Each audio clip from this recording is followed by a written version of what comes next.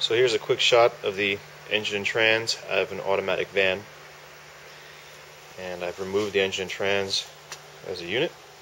It's much easier to separate them once they're out. And the only thing really holding the engine and trans in the van are these two bolts that go through the cradle there. And then of course the other two bolts on the other side here. And then the four bolts do the transmission mount there. And I removed these four bolts because later on obviously we're going to reuse the transmission and the mount, but there's a spacer plate that goes on here. So it just makes sense to remove this now versus the single bolt down here. You'll also need to remove your two axles. There's 6 bolts on either side.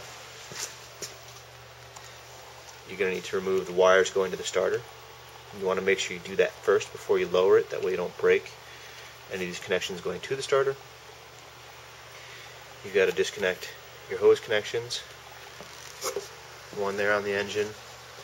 This one on the engine I'll leave, but I'll disconnect it where it would have attached to the hard plastic line.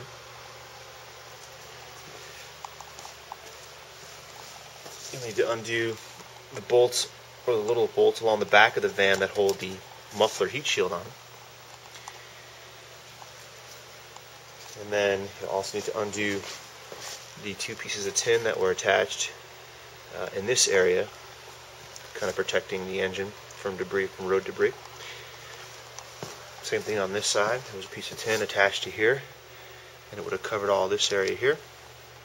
And it actually rounds up in this area and has 2 bolts in this space. You'll have to undo all that.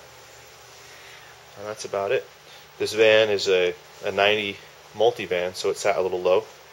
So even though it was up on greater ramps, I had to put a piece of wood under the driver's side rear tire just to get it high enough to clear the AC and this bottle and stuff. And then I was able just to roll the engine and trans out while it was sitting on the engine hoist.